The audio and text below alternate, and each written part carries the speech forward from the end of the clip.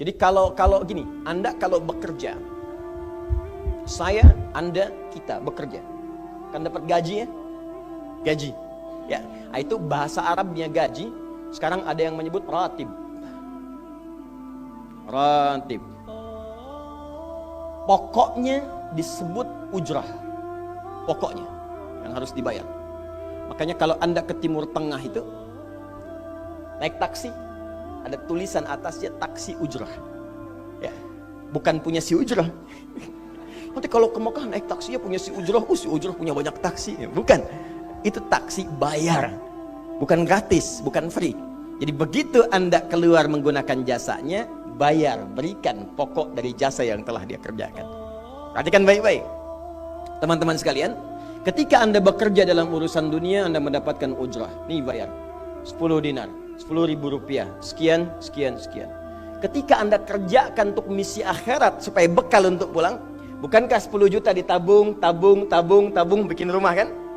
Beli pakaian yang elok, beli kendaraan. Sama persis Anda sholat itu diberikan juga bayarannya, diberikan juga pokok pemberiannya. Anda puasa diberikan pokoknya, baca Al-Quran dikasih bayarannya, namanya pahala. Dalam bahasa Al-Quran disebut ajrun namanya. Dunia ujrah, akhirat ajrun.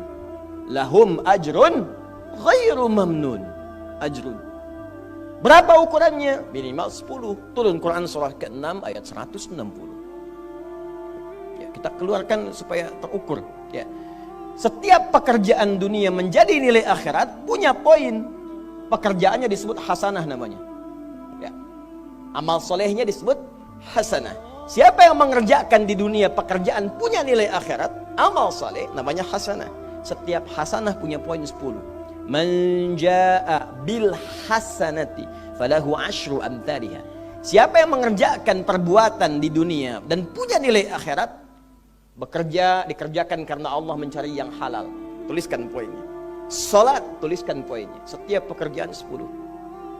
Hitungannya 1 keduanya 500 tahun, 2 ketiganya 500 tahun, 3 keempatnya 500 tahun. Jadi jangan menghitung 1, 2, 3 terlalu sedikit. Ya. Di hadis Muslim saya sering katakan ke masjid saja dapat 25 poin baru nyampe. Jarak 1 kedua 500 tahun. Jadi kalau ada yang tidak sholat dalam sehari, 1 kali sholat kehilangan 10 pahala kali 500 tahun. Dia kehilangan pahala 5.000 tahun. Ya. Dosanya berapa? Nah, makanya sering kita bermohon begini, ya Allah, jadikan semua perbuatan duniaku punya nilai akhirat supaya ditampakkan di akhirat. Di hasanah dunia ini akan ditampakkan saat dihisab di akhirat.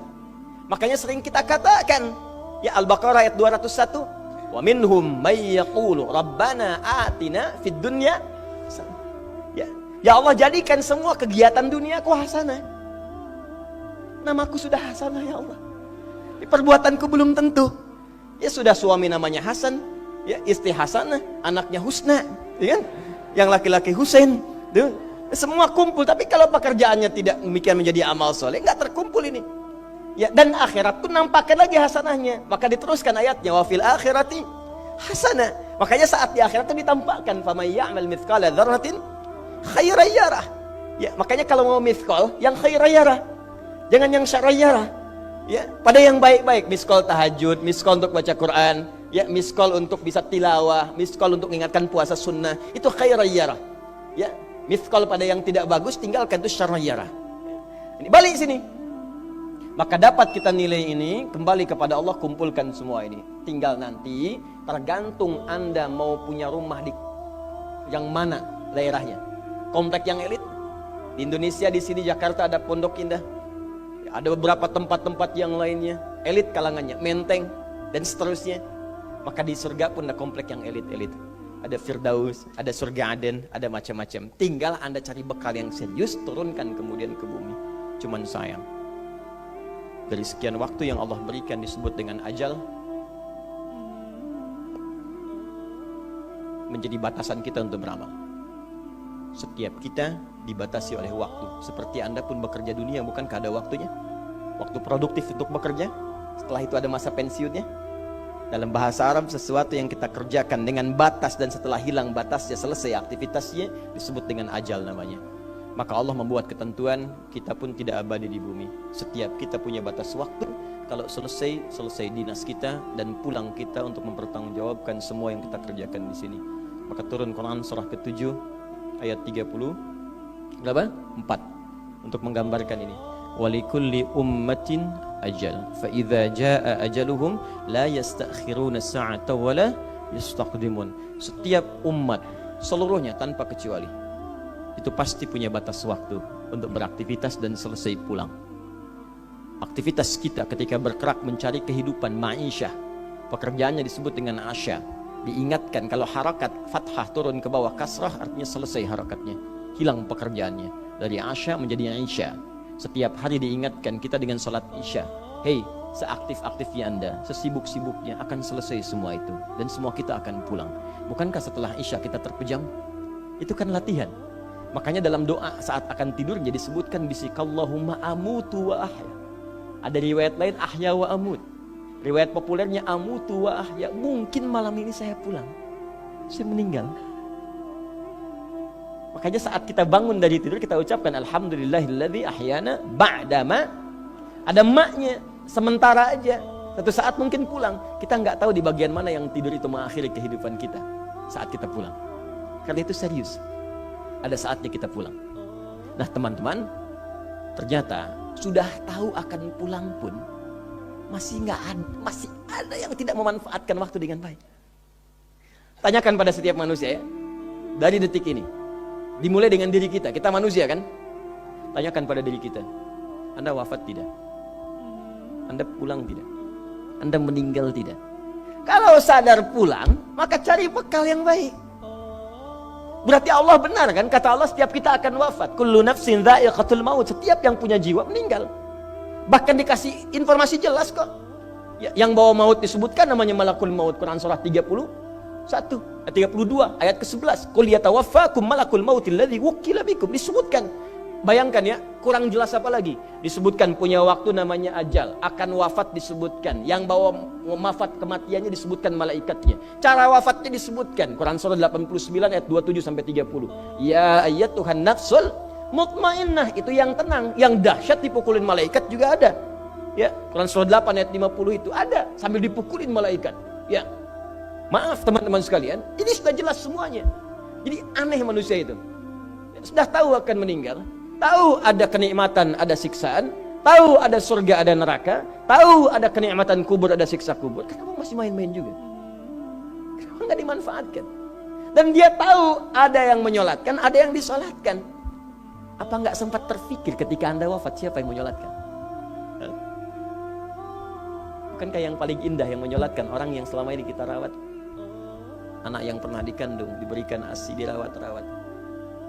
Anda menyiapkan apa gitu? Kita menyiapkan apa? Sayang-sayang investasi keluar banyak ketika wafat gak bisa berlaku apapun. Bahkan ada yang sebelum wafat pun sudah dibuang dari keluarganya. Waliyadzubillah. Nah, sekarang dari sekian kegiatan aktivitas kita, berapa yang sudah punya nilai di mata Allah menjadi amal saleh?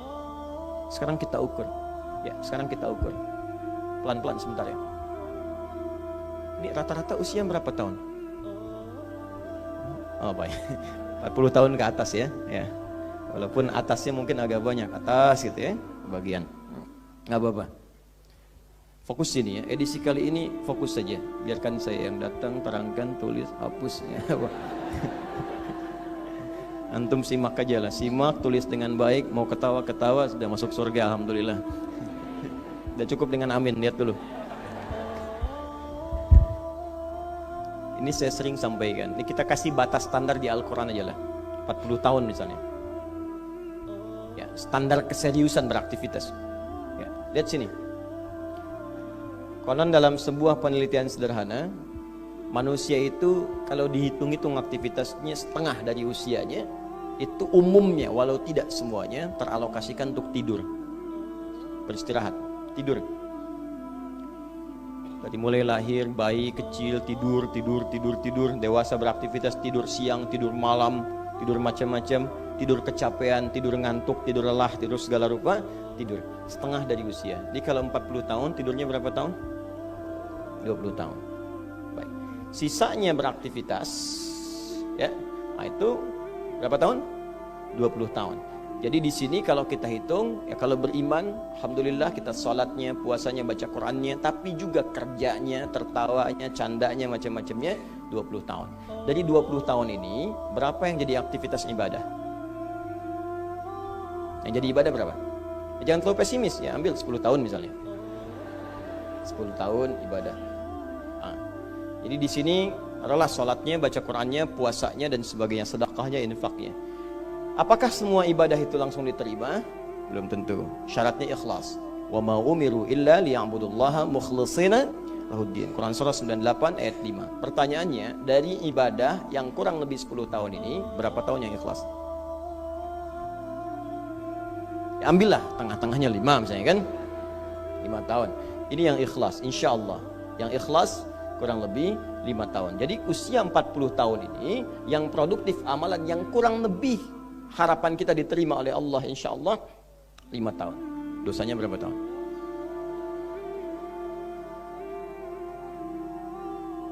Dan masih bisa tertawa. Dan masih mengharap surga. Masih ingin ke surga Firdaus.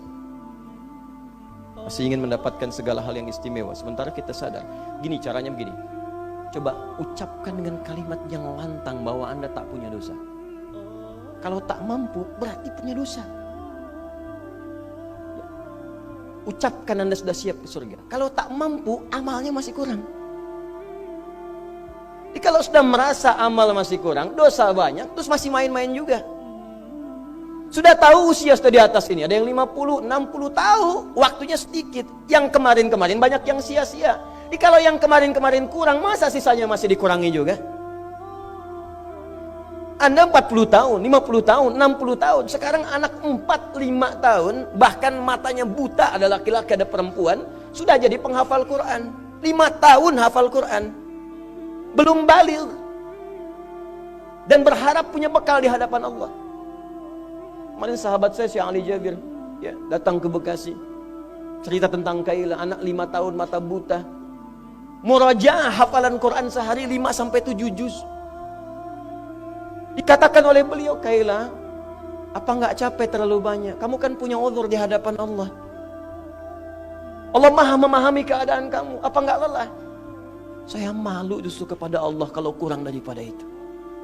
Anak 5 tahun mengulang hafalan Quran setiap hari 5-7 juz. Dan malu kalau kurang di bawah itu sebagai bekal untuk menghadap Allah. Anda diberikan kesempatan sampai lebih daripada 50 tahun. Lebih daripada 40 tahun. Lebih daripada 20 tahun. Dan sampai kesempatan itu, sampai hari ini pun untuk baca pun belum punya waktu. Dan Anda mengharap surga, Anda siapa?